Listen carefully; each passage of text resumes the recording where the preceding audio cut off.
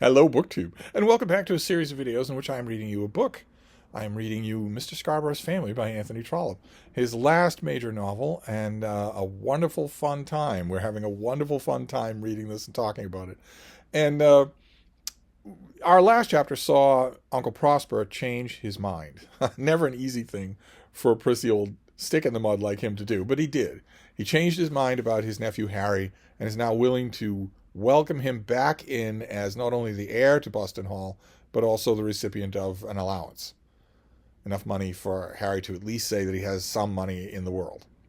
And a large part of what caused Uncle Prosper to change his mind about Harry was first-hand testimony from the man that rumor had told Uncle Prosper Harry wronged, Montjoy Scarborough, the formerly eldest son of the eponymous Mr. Scarborough, who Mr. Scarborough disinherits at the beginning of this book, tells the whole world that Montjoy, although Montjoy was his acknowledged heir to Tretton Park, his own wealthy property, he tells the whole world at the beginning of the book that Montjoy is illegitimate, that he was never a legitimate heir, and that the property will now go to his brother Augustus, leaving Montjoy out in the cold, leaving him nowhere, because Montjoy is a gambling addict and has raised a huge amount of debt against Tretton Park.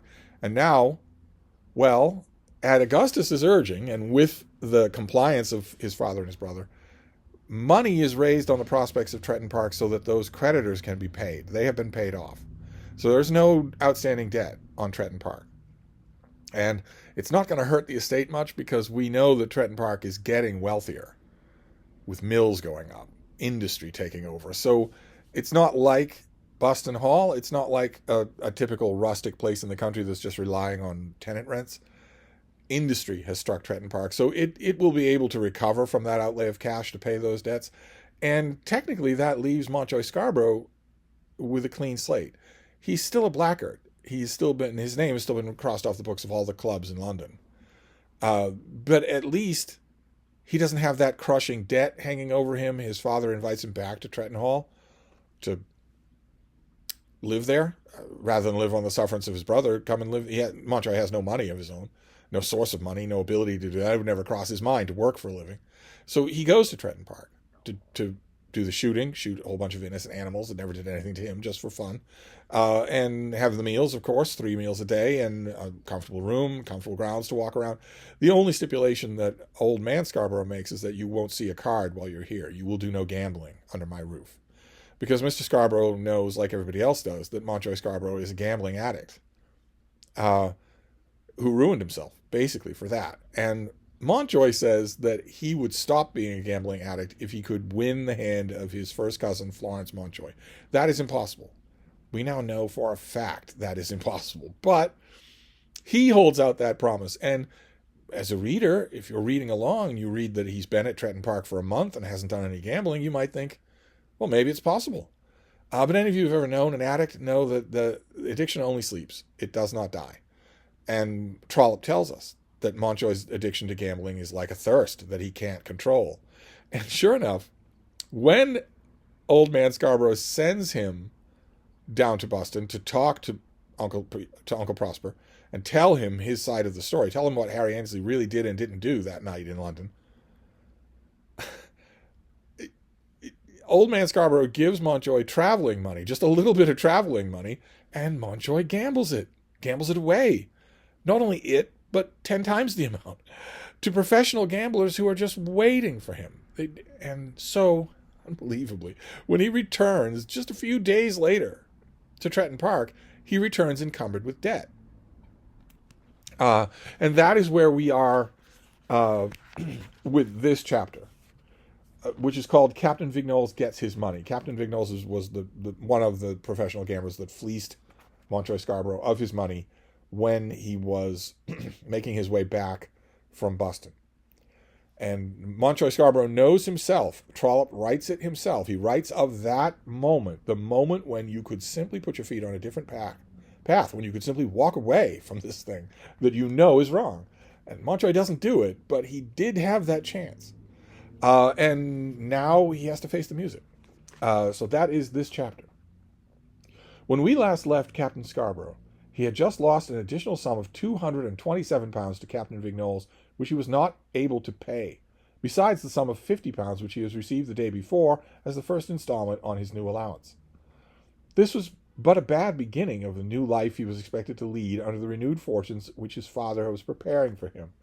His father is preparing to give him everything from the entail on Tretton that isn't nailed down. So all the pictures, all the gems, all the books, all the furniture, all the cordage, everything that isn't strictly part of the acreage of the estate, which we've been told Montjoy could realize to a staggering amount of money, enough easily to live on in comfort for the rest of his life if it weren't going down a drain. But it is going down a drain. He had given his promissory note for the money at a week's date, and had been extremely angry with Captain Vignolles because that gentleman had, under the circumstances, been a little anxious about it, as well he should be. This is a guy who's welched on debts and who has proven that he can't be trusted with debts that he walks away from a card table carrying. It certainly was not singular that he should have been so, as Captain Scarborough had been turned out of more than one club on consequence of his inability to pay his card debts. As he went home to his lodgings with Captain Vignolles' champagne in his head, he felt very much as he had done that night when he attacked Harry Ainsley. But he met no one whom he could consider as an enemy, and therefore got himself to bed and slept off the fumes of the drunk. So if he'd encountered someone he didn't like, he might have been in this trouble all over again. On that day he was to return to Tretton, but when he woke he felt that before he did so he must endeavour to make some arrangements for the paying of the amount due at the end of the week. Captain Vignolles has only given him a week to pay.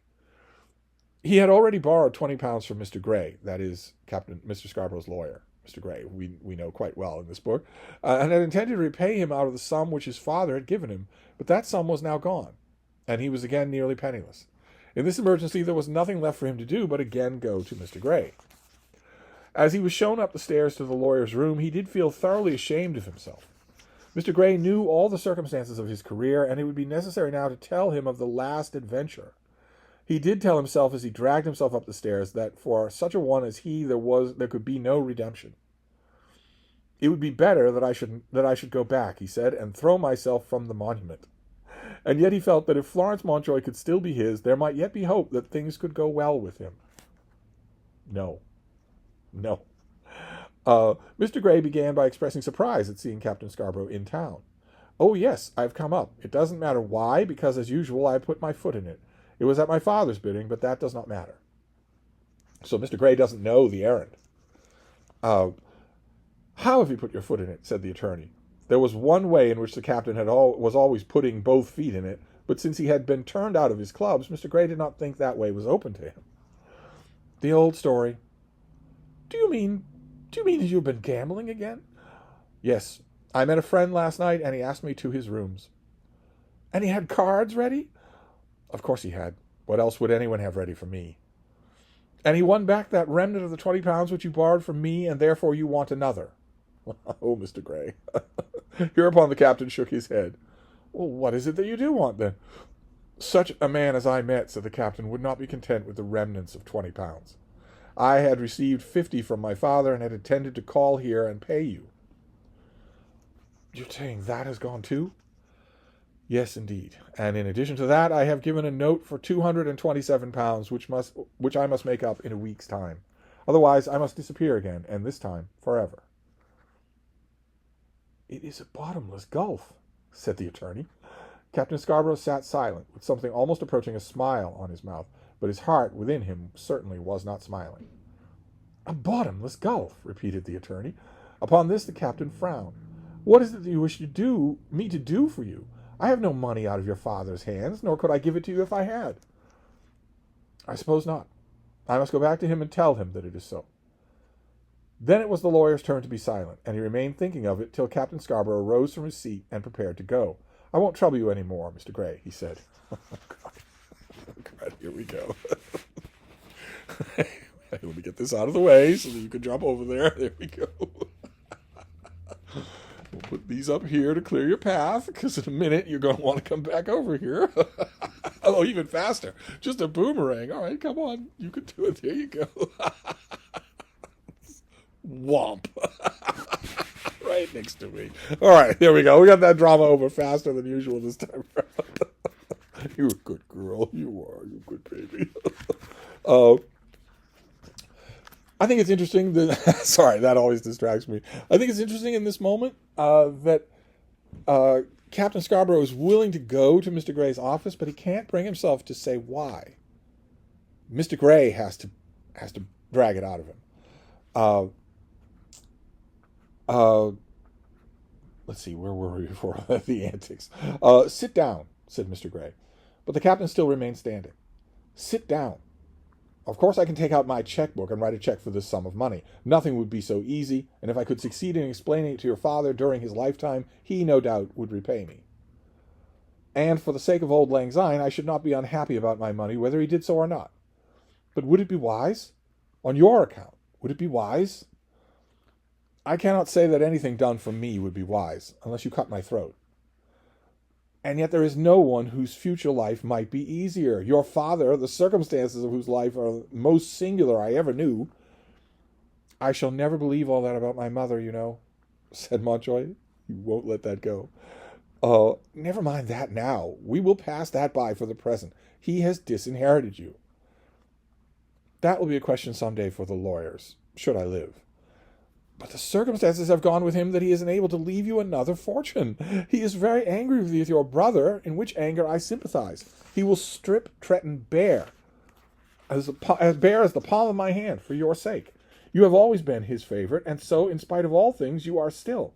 They tell me he cannot last 6 months longer. Heaven knows I do not wish him to die. But he thinks that your brother does. He feels that Augustus begrudges him a few months longer life, and he is angry. If he could again make you his heir, now that the debts are all paid, he would do so. Here the captain shook his head. But as it is, he will leave you enough for all the needs of even luxurious life. Here is his will, which I am going to send down to him for final execution this very day.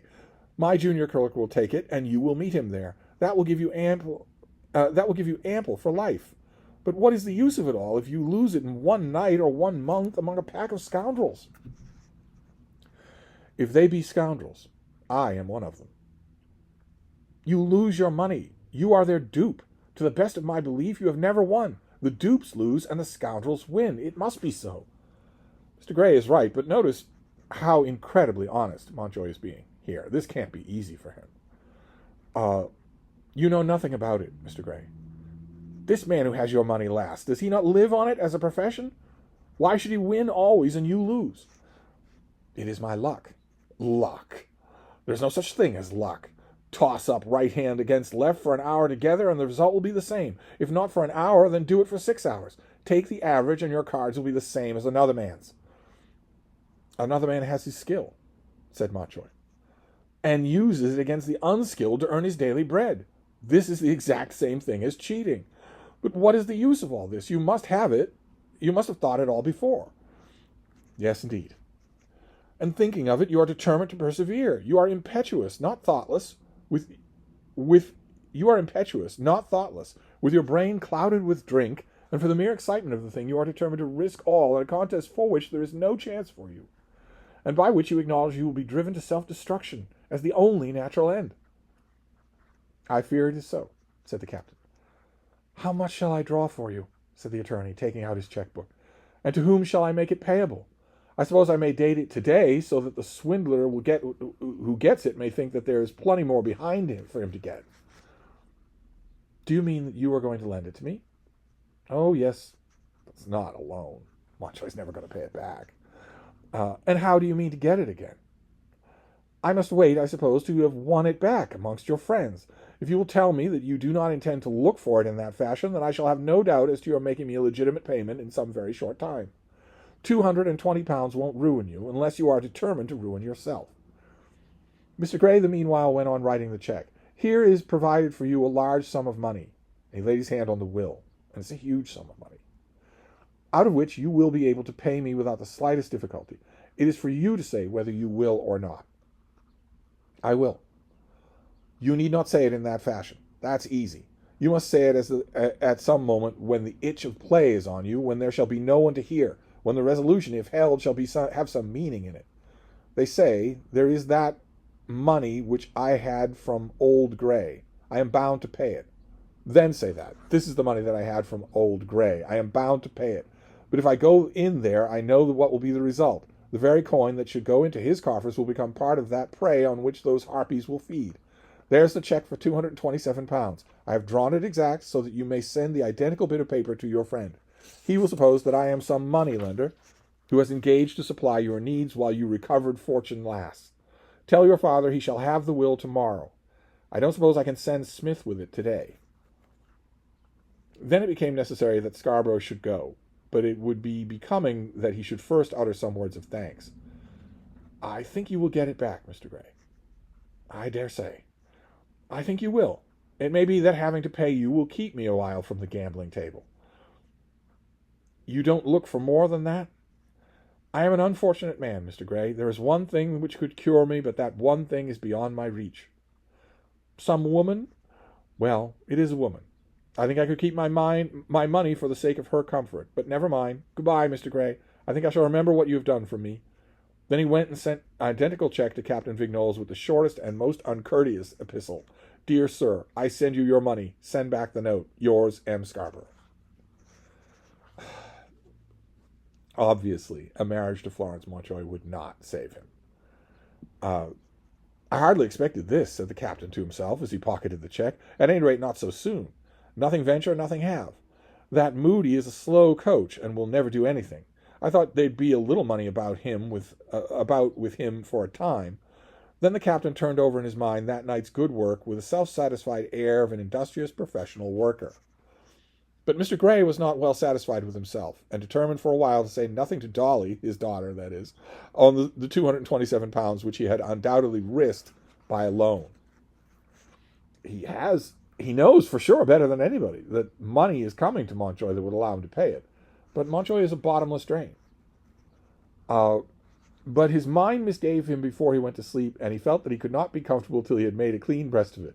During the evening, Dolly had been talking to him of all the troubles of all the Carrolls, how Amelia would hardly speak to her father or mother because of her injured lover, and was absolutely insolent to her, Dolly, whenever they met, how Sophia had declared that promises ought to be kept, and that Amelia should be got rid of, and how Mrs. Carroll had told her in confidence that Mr. Carroll had come home the night before drunker than usual, and had behaved most abominably. But Mr. Gray had attended very little of all this, having his mind preoccupied with the secret of the money which he had lost. Therefore Dolly did not put out her candle, and arrayed herself in bed in the costume with which she was wont to make her nocturnal visits, because these two have a charming ritual, where they talk at dinner, they talk about the affairs of the day, they talk about whatever, and while they're eating, and then over drinks after dinner. But then late at night, Mr. Gray creeps down the hall in his nightgown, knocks on Dolly's door, and then hurries back to his own room and into bed. And she goes down the hall with her candle, sits on the edge of his bed, and they have a real talk about whatever's really on his mind, even whether it's the affairs of the law firm or this. Utterly wonderful to think of those moments. She had perceived that her father had something on his mind which it would be necessary he should tell. She was soon summoned, and having seated herself on the bed, began the conversation. "I knew you would want me tonight." "Why so?" "Because you've got something to tell." "It's about Mr. Barry?" "No, indeed." She thought it was about Mr. Barry because Mr. Barry, Mr. Gray's partner, has proposed marriage to Dolly. That's well. Just at this moment I seem to care about Mr. Barry more than any other trouble, but I fear that he has forgotten me altogether, which is not complimentary." "Mr. Barry will turn up in the proper time," said her father. "I've got nothing to say about Mr. Barry just at present, so if you are lovelorn, you had better go to bed." "Very well. When I am lovelorn, I will. Now, what have you got to tell me?" "I have lent a man a large sum of money, £227. "You're always lending people large sums of money." "I generally get it back again." "From Mr. Carroll, for instance, when he borrows it for a pair of breeches and spends it on gin and water." "I never lent him a shilling. He is a burr, and has been pacified not by loans but by gifts. It is too late for me now to prevent the brother-in-lawship of poor Carroll." "Well, then who has got this money?" "A professed gambler, who never wins anything, and constantly loses more than he is able to pay. Yet I do think this man will pay me some day." "It is Captain Scarborough," said Dolly, "seeing that his father is a very rich man indeed, and as far as I can understand gives you a great deal more trouble than he is worth. I don't see why you should lend a large sum of money to his son." "Simply because he wanted it." "Oh dear, oh dear." "He wanted it very much. He had gone away a ruined man because of his gambling, and now when he came back and was put on his legs again, I could not see him again ruined for the need of such a sum. It was very foolish. Well, he was perhaps a little rash, Papa. But now I've told you, and so there may be an end of it. But I'll tell you what, Dolly, I'll bet you a new straw hat he pays me within a month of his father's death. Then Dolly was allowed to escape and betake herself to bed. We've been told that Dolly wears a peculiar hat.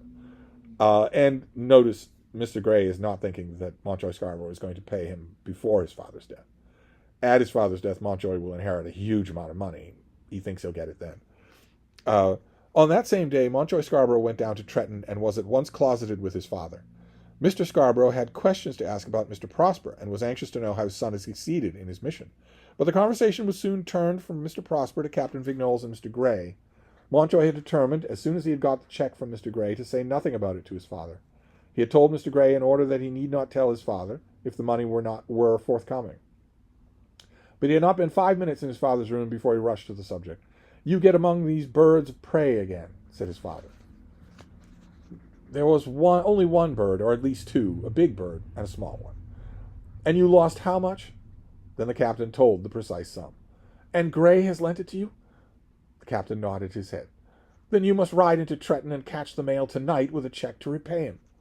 That you should have been able in so short a time to have found a man willing to fleece you.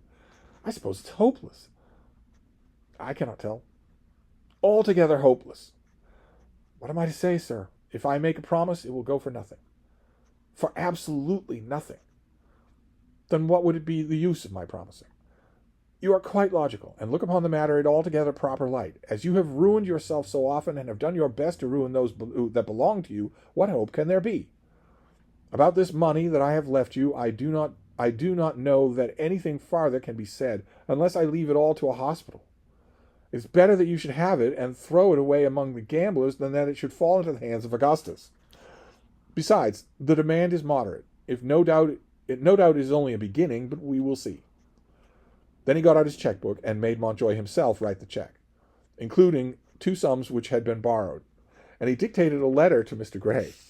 "My dear Mr. Grey, I return the money which Mountjoy had from you, £227 and 20. Yet I think is right. You are the most foolish man I know with your money, to have given it to such a scapegrace as my son Mountjoy. But you are the sweetest and finest gentleman I ever came across. You have got your money now, which is a great deal more than you can have expected or ought to have obtained. However, on this occasion you have been in great luck. Yours faithfully, John Scarborough." He has his own son write that. This letter his son himself was forced to write, though it dealt altogether with his own delinquencies. Yet, as he told himself, he was not sorry to write it, as it would declare to Mr. Grey that he had himself acknowledged at once his own sin. The only further punishment which his father exacted was that his son should himself ride into Tretton and post the letter before he ate his dinner. "I've got my money," said Mr. Grey, waving the cheque as he went into his dressing-room with Dolly at his heels. "Who has paid it?" "Old Scarborough, and he made Mountjoy write the letter himself, calling me an old fool for lending it. I don't think I was such a fool at that. However, I've got my money, and you may pay the bet and not say anything more about it." So this chapter is every one of these chapters in the last bit of this book is going to be saying a final word on something or other, concluding something or other, or at least making a conclusion obvious. Right in the last chapter, Mrs. Mountjoy, Mama Mountjoy, tells Florence Mountjoy, "Well, all right, you're back in England and you're back in Harry Annesley's arms. And I don't approve of him, but you can talk with him. As long as you promise me that Florence has to promise it'll be 3 years before we marry." And Mrs. Mountjoy, Mama Mountjoy, says yes. But any reader knows she's going to give in on that subject, that Harry and Florence are going to be happy together. Inheriting Buston Place, in addition to everything else, in addition to her money, which they will inherit long before then, they'll inherit Buston Place. That's kind of a resolution. We're going to get more on that. And with Mountjoy, any of these balloons that are floated that he might be salvageable, Trollope is just popping them one after another. And this chapter, I think, is meant to show that he has people who will do a lot for him, but he is not salvageable on his own. He says it himself in this chapter. So we're going to move on and continue to do that. We're going to continue. Trollope loves to do this. He loves to say farewell slowly to the world he has created. And we have a few balls still in the air. One of them, of course, is Uncle Prosper himself, right? Who has promised, all but promised marriage. They've started the legal paperwork with Matilda Thoroughbone. Something's got to be done about that. He is absolutely determined not to do that. He has written to his nephew and said that any stories that Harry has heard that he's gone a courting are false, when they aren't false. Mr. Prosper has in fact told a lie. We're going to have to wrap up all of these things. And of course, a couple of you emailed me this yesterday and the day before when I've been talking about Trollope, his falling action in his novels, how he's wrapping things up. He likes to wrap things up slowly. And a couple of you wrote to me very touchingly, very sad, because you know one of those things. Mr. Scarborough is an old, sick, dying man. And you don't want to say goodbye to him any more than I do. But a lot of you, some of you have wrote saying, I'd never read this book before. I'm forcing myself to read it just a chapter a day with you at your pace. But I don't think that old Mr. Scarborough is going to outlive the book. I don't think he's going to be alive when it's over. And some of you are preemptively sad about that. We'll just have to keep reading. So, well, we'll wrap this up for now and go on next time. Thank you, BookTube.